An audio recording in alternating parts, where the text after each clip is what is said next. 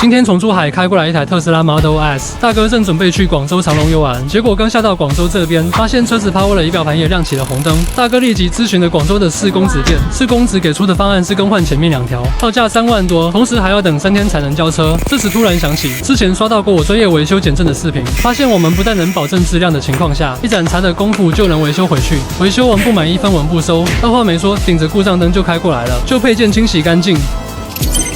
再更换一套全新的减震配件，师傅会使用特斯拉专用的模具扣压。视频创作不易，看到这不妨点个小爱心收藏一下，或者转发给身边需要的朋友。每次扣压完成都要认真检查。